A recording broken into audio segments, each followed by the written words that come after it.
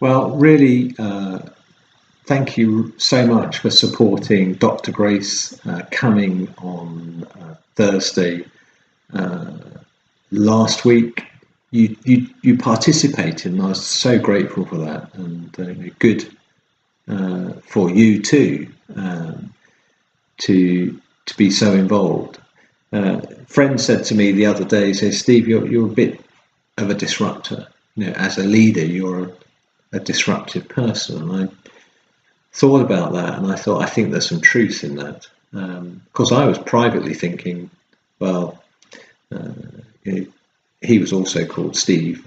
Steve, you're a bit of a conformist. You tend to run to the centre of organisations and take part in them and repeat the meanings of the organisation around you and say nothing fresh. And I thought, well, that's interesting, isn't it? Men in their 50s reflecting on sometimes over 5 years of working in the workplace, still working out who we are, what our tendencies and traits are. And I think there was some truth in that. And I'm thinking, I'm working really hard when I work with organisations or work with them to be less disruptive and participate better.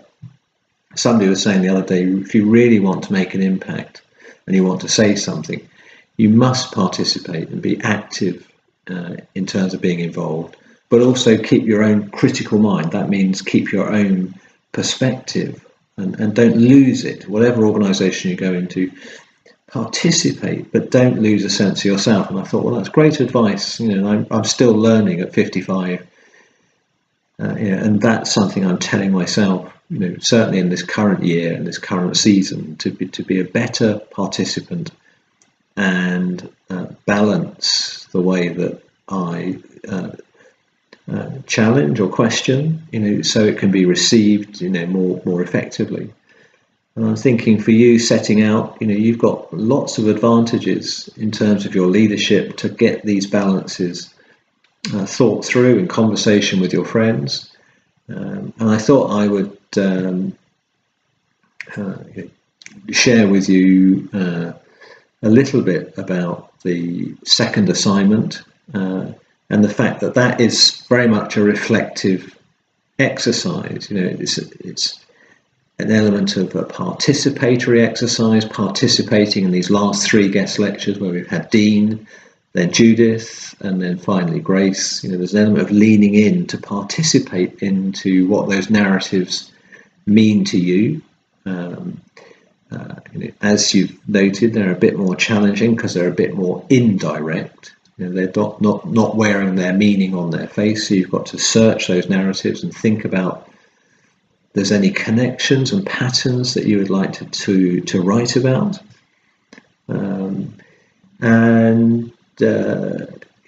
That involves participation and engagement and thinking and reflecting.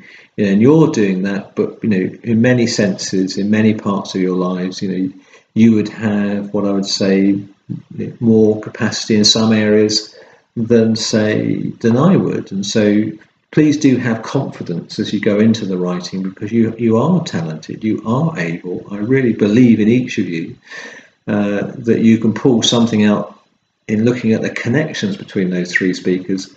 Was there a pattern that was there, a theme that emerged that you could say, yeah, that was an interesting crossovers?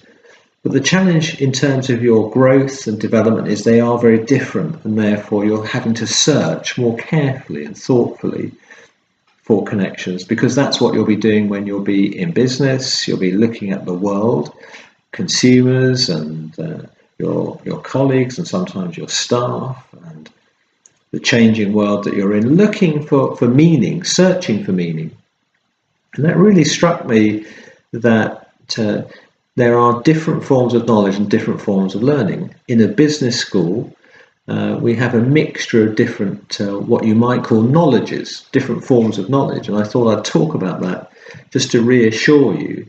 And sometimes we like some forms of learning more than others.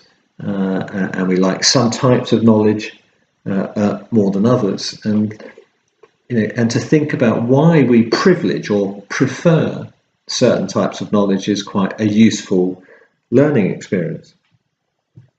And so if we think of the Greek philosopher, a man called Aristotle, he was the pupil of another Greek philosopher called Plato, who in turn was a student of another great and influential Greek philosopher, Socrates or Socrates.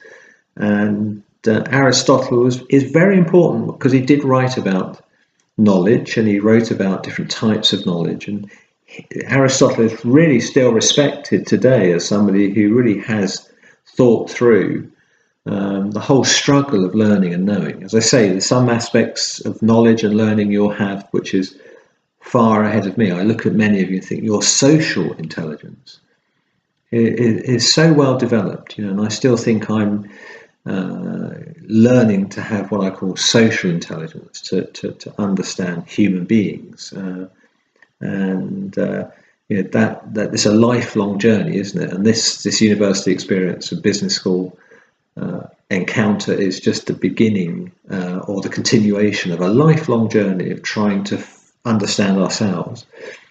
But I just thought Aristotle made some points. He said that he made some points about three types of knowledge. He talked about the episteme knowledge. He talked about Techne knowledge, or Techne, which kind of gives itself away, doesn't it, to where that knowledge is heading, and another form of knowledge called Phronesis knowledge. And Aristotle was concerned that we might want to acquire all three of those, and I'm concerned for you as people who I'm hoping will become very, very effective followers and leaders, and then ultimately really senior leaders. A lot of this module is about preparing you for embracing taking on big responsibility with confidence, and being very, very good at it, and being very good morally and ethically, very good people at leadership, because we do have sometimes a crisis of leadership within some aspects of our countries. So the first knowledge that you notice when you're at university, is this notion of episteme. And you think about this module, real world business issues, and you think about the type of knowledge that we're encountering there. Sometimes episteme is what we might call scientific or universal knowledge. If you think every day you get up, gravity is at work. It's a hard pattern, a solid knowledge. And everywhere you go in the world, when you drop an apple, it tends to drop to the earth. That is a fairly solid form of knowledge, what we might call scientific and universal knowledge, which seems to be pretty solid, brute, factual knowledge wherever you go. And we encounter that, don't we, in business? There are some fairly firm, hard, tangible elements of organizational life, from the machinery in the factory to the way that resources work on the earth. They seem to conform to some pretty solid patterns that we can test through science. So that's part of our knowing, is the episteme. And then we talk about Techne, which gives us the notion of the technical, what we might call know-how, and this tends to be the art and craft, the experience knowledge we get from being on the earth, situated in different situations. We start to learn about the technical elements of how to do things, how to craft making a basket out of natural resources. These are crafts that we experience. How to learn to play a violin well. It's got an element of technique to it, hasn't it? 10,000 hours of practice, we might get to be a virtuoso music performer. So technical knowledge. If we wanted to build a ship, we'd need an enormous amount of technical knowledge to plan it, to organise it, and bring everybody together to fulfil a very clear technical design. And the third form of knowledge that Aristotle emphasised was phronesis. Phronesis, the idea of practical wisdom, our intelligence, our values, our goodness, that in this situation, in a relationship or an encounter with other people, what is practically wise and intelligent to do? What is intelligible?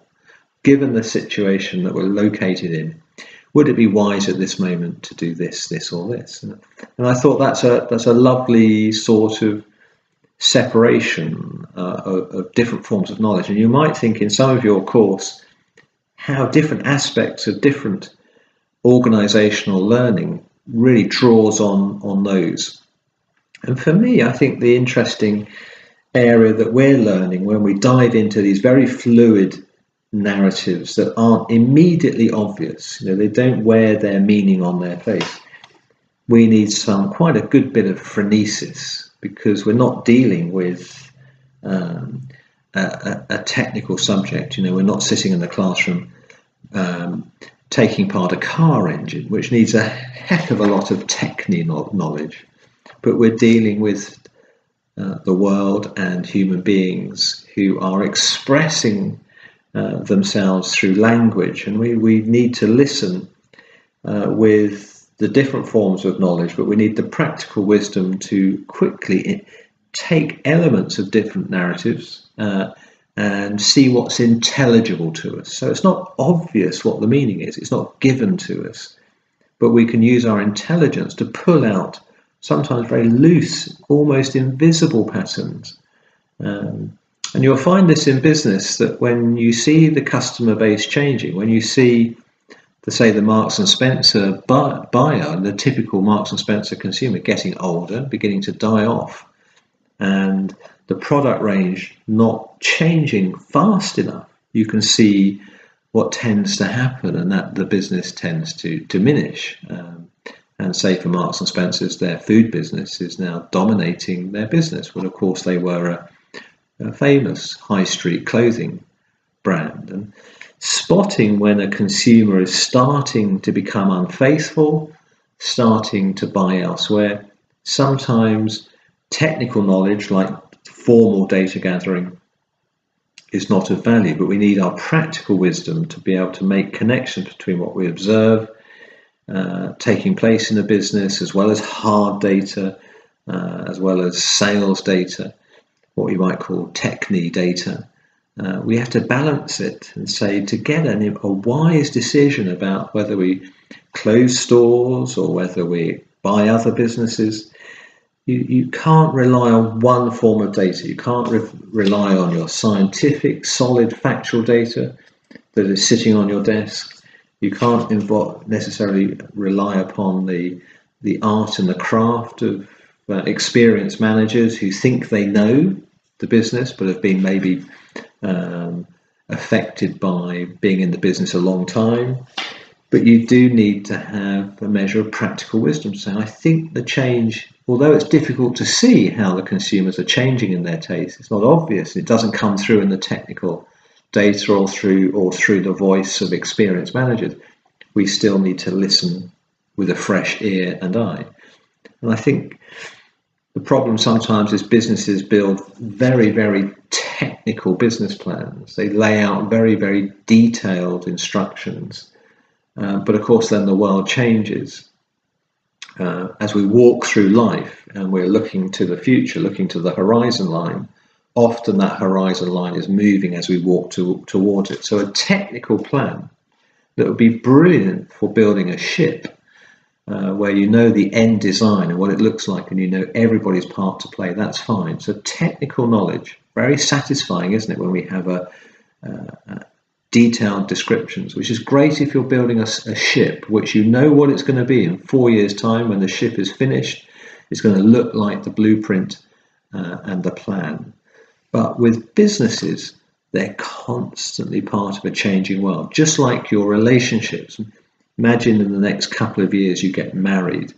And you're not going to say to your partner with technical knowledge, in 30 years' time, I want you to be able to play the piano, I want you to have brown hair, blue eyes, specifically those details. You can't do that in human relationships. You need very much, in terms of dealing with the social world, practical wisdom.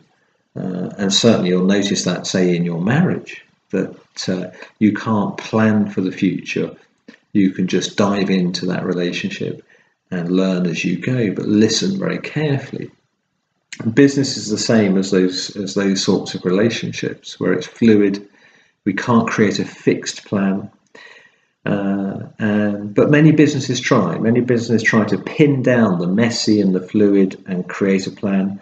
The problem is when you go to a very detailed plan in such a changing, globalized world, in the current season, is that it rarely survives more than 24 hours. Something happens within a day or within a week which blows up your technical plan, and then you need the skill of adaptation. But maybe you feel so fixed.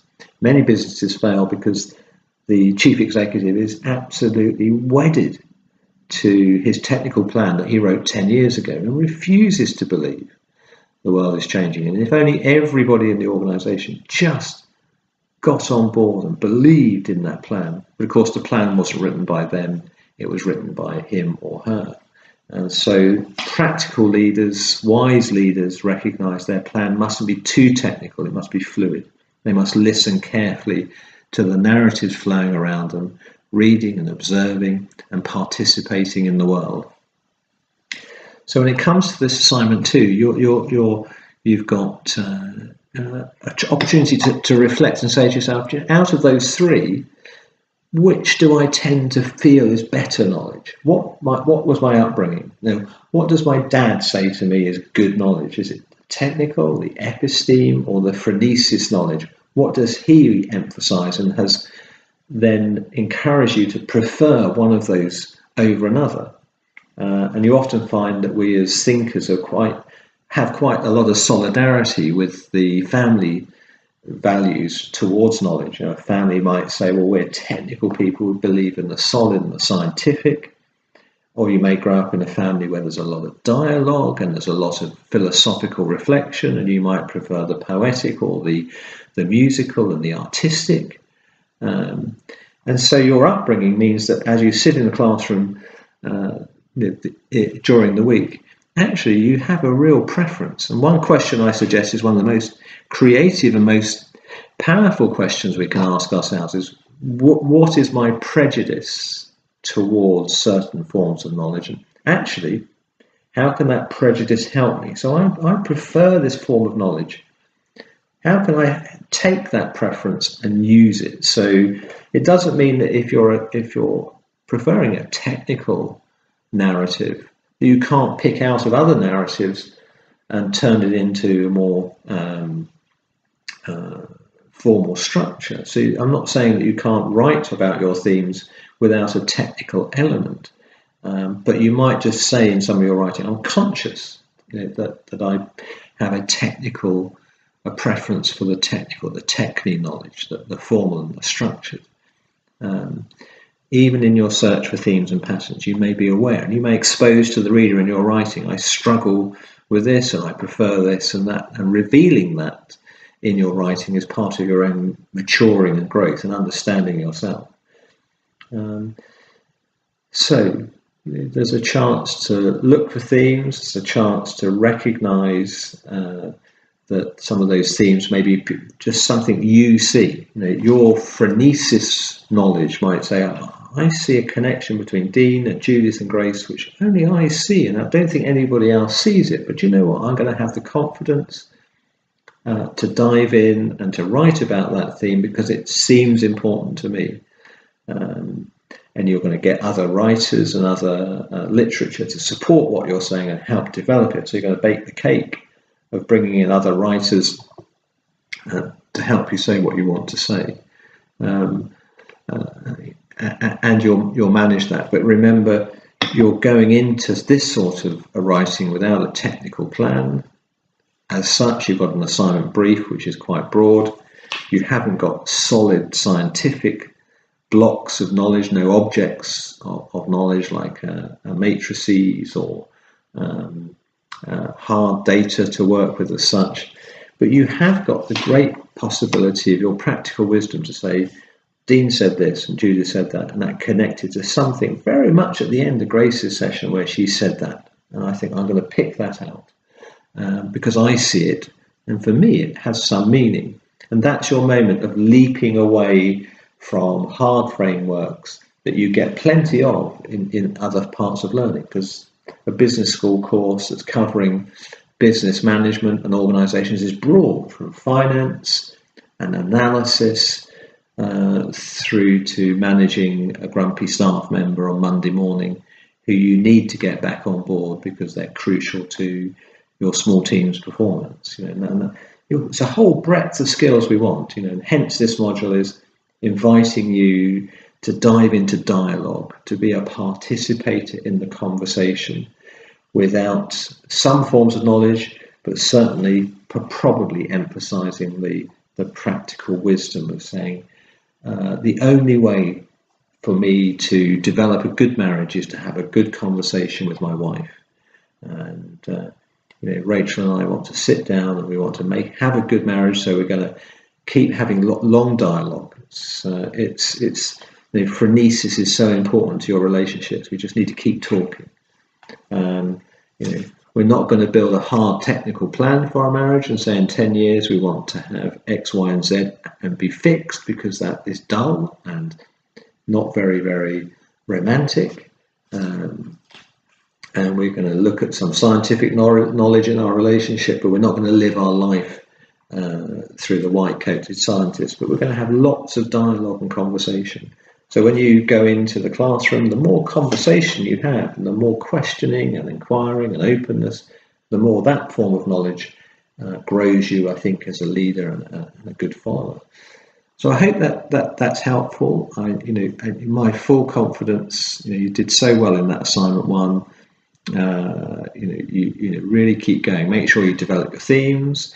You get plenty of evidence, argumentation, and just write it and craft it in a way that the reader can really grasp. And I think you've hit the three main marking criteria. So massive encouragement, loads of confidence, and keep having dialogue with each other and your tutors, and develop that practical wisdom and that good sound set of values that's going to make a difference in your practice.